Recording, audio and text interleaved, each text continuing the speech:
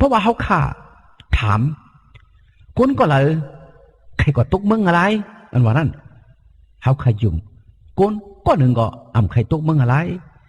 พายก็ใครขำตุกข่าเนื้อมึงอะไรเขาข่าใครฮอดใครถึงมึงก็ยินช้ำสามึงพระเป็นเจ้ากูก็ใจข่าฮือก้วยกานั่งหือตีรถมึงอะไรเขาขาดตีเลยเฮ็ดซึ่งหือนั่งหือตีฮอดได้ถึงมึงก็ยินช้ำสามึงกังเอานั่นซ้ำตีเลยเฮ็ดซึ่งหือสองเขาขาเฮ็ดทางกุ้ยตีไรมึงไรสองเขาขาคัดจือจูจ้าตัวเจ้าเก่าสองตีรถไรมึงอะไร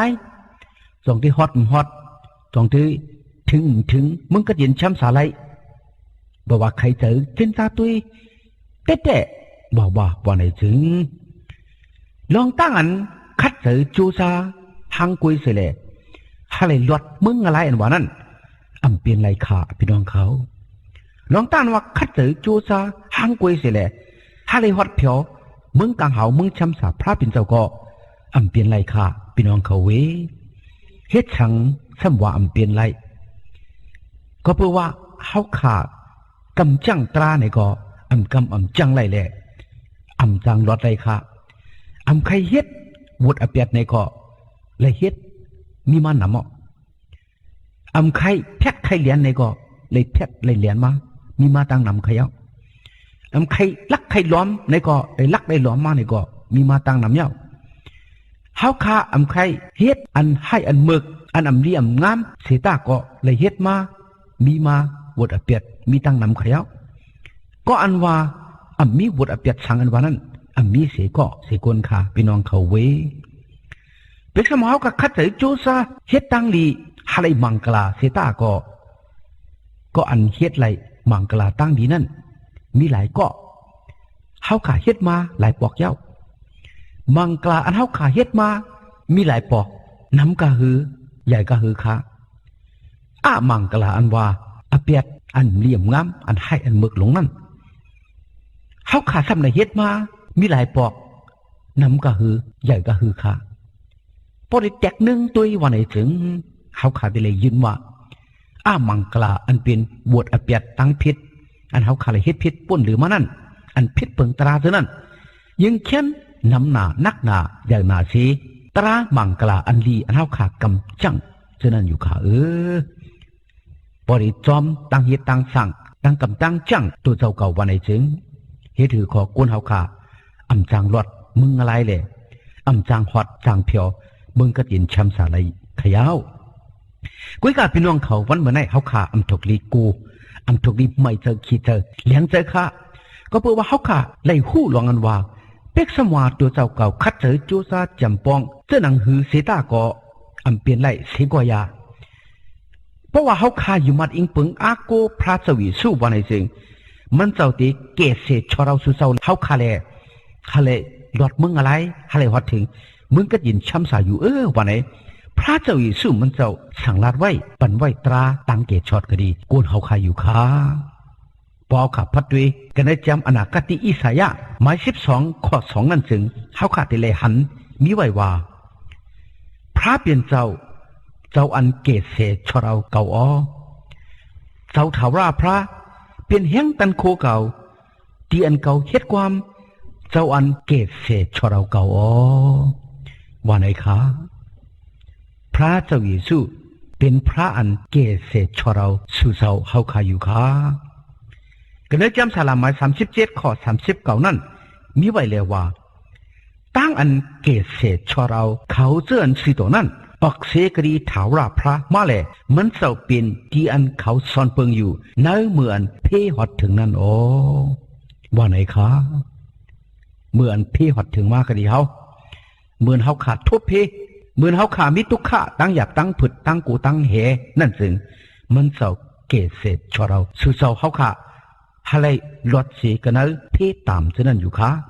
เลือดต้นหนาเสเพิ่นเพตามอันเตเลขามกันเอาเมืองอะไรนั่นก็มันเจ้าเกศเศษชอเราให้เฮาขาลดอยู่ค่ะกันเอาจำอนาคติอิสายะหมาย25 ข้อ 9นั่นก็มีไว้ว่าในเมื่อวันขิงกาลานั่นเขาตักอันกันลาดเลยว่า ด้วยรู้เจ้าในจำเป็นพระเป็นเจ้าเฮาอันเฮามุงมองอยู่นั่นยาวมันเจ้าตักเกศเสชเราเฮาอ๋อเจ้าในจำเป็นถาว่าพระอันเฮามุงมองอยู่นั่นยาวเฮาตักอันกันจมซื่อแหล่ส่องเจอเนอเจซูตานมันเจ้าเกศเสชเรานั่นอ๋อว่านังไหนอ๋อพระเจ้าเยซูเป็นพระอันเฮาขามุงมองต้องตาเปิดท่าไว้นั่นอยู่เขียวก้นเฮาขามุงมองต้องตาเปิดท่าเจ้าเมตตาเจ้าเกชดอันเดปอมาจ้อมาสิแหละเกศเสชเราก้นเฮาขานั้นอยู่ขาใจแต่ขามือป่นมาปีเมืองสองหิงปีนั้นพระเจ้าเยซูมันเจ้าเอาจาติก้นสิแหละจ้อมาเมืองก้นมาเกศเสชเราก้นเฮาขาอยู่ขาก็เป็นในเฮาคาต่างในจมเสือมนเปียยองย่อต่างเจจูมันเจ้าก็เพื่อมันเจ้าเกศเสชเราสื่อเจ้าเฮาคานั้นอยู่ขยาวกันนั้นจำปุถุยอผ้าไม้ห้าขอ15นั่นก็มีไว้ว่ามันเจ้าเกศเสชเราเขาเสื้ออันจุดอันรุดนั่นก็ดีเพลหลับซบเขาอีกตั้งกันนั้นมือเขาเสื้อนั่นอย่างหนานั่นอ๋อว่าไหนคะ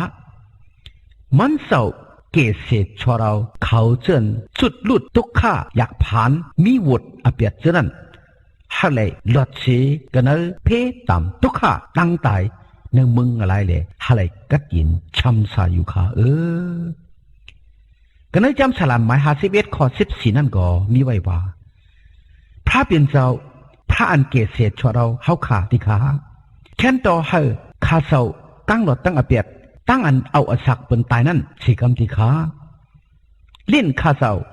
ตักเฮ็ดเสียงอันห้องเสียนเสแลเฮ็ดความรวยลองตั้งอันเสาเฮาเจียงจอมหนังตรานั่นติขาอ๋อว่าไหนขาก้นมังก็ให้นาหมึกนาแต่ขาอเปียดก็นักนาอย่านาแต่ขาก็เพื่อเอาอสักกุนตายนั่นเป็นอันอเปียดนักอย่านาแต่ขาเพราะไรเอาสักเป็นตายเอ้าวันไหนที่เป็นซึ่งหือคนก็นั่นแต่ไรคำตาม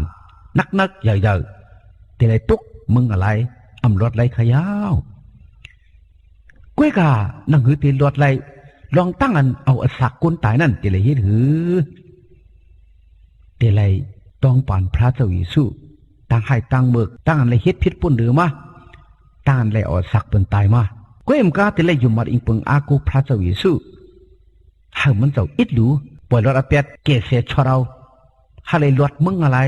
ฮาเลยหอดถึงกระตินช้ำสายอยู่ขากับในจังเหมือนเจ้านังสู้ตองว่าแค่นต่อฮากังรถตั้งอเปียดอันเอาสักเป็นตายนั่นสิกำวันในสู้ตองเหล่าย้อนต้องปั่นพระเจ้าเยซูจึงแต่เลยคำตั้งอันพระเจ้าเยซูปล่อยรถปันอเปียดก็เอ็มกามันเจ้ายังติเกศเสชเราฮัลโหลอเปียกนาไลเลยฮอดถึงมึงก็จินช้ำซาไล่อยู่ค่ะให้ก็ฮือเมื่อก็ฮือไล่เอาปืนตายมาไล่ก็เสตาก็เพราะว่าต้องปั่นพระเจ้าเยซูอยู่มาอิงเบิงอากุมันเจ้าจึงตักไล่ก็จินช้ำซาอยู่ค่ะกันได้จำอนาคติเยเรวีหมาย17ข้อ14นั่นก็มีไว้ว่าท้าวว่าพระติขาแค่นต่อให้ตั้งไข่ตั้งเปลี่ยนข้าเจ้าศักษาแค้นมาสิกรรมติขาเพราะเหตุฉะนั้นถึงข้าเจ้าในตั้งไข่ตั้งเป็นตักศักษาแค้นมาติขาแค้นต่อเกศเศษชเราข้าเจ้าสิกรรมติขาเพราะเหตุฉะนั้นถึงข้าเจ้าตะหอดถึงตั้งอันเกศชเราติขาเจ้าเฮาเป็นเดียนข้าเจ้าย่องโยติขาเฮา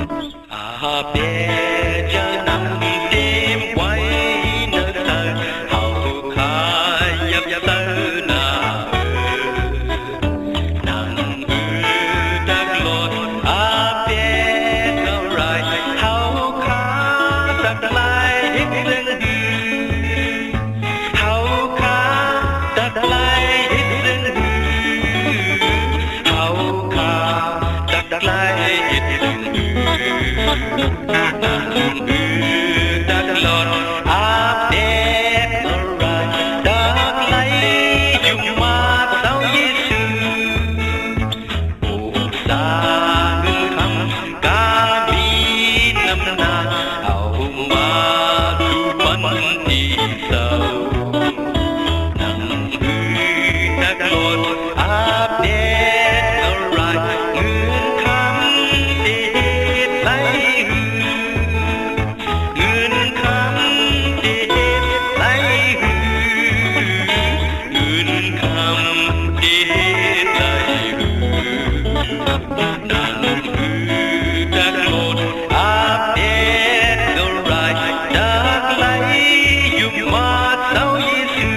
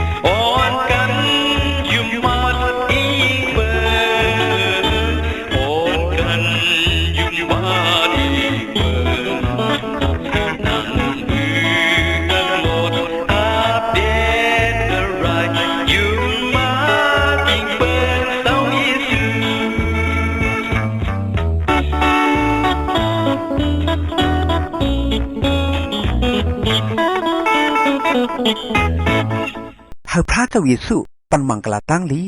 หากพี่น้องไต้ผู้รำยินเอาเขาไล่มีตั้งกันอยู่ดีกินวันกัดเย็นช้ำสากวารีมาฮอดลอดเพอันเดรกูเจอกูมิวแหละหากเลยมีตั้งหนิมตั้งจมตั้งเสือตั้งมนตั้งเปียวกูเจ้าเหนือวันคำกูเมื่อกูวันตาเสียมถัดสิกำขา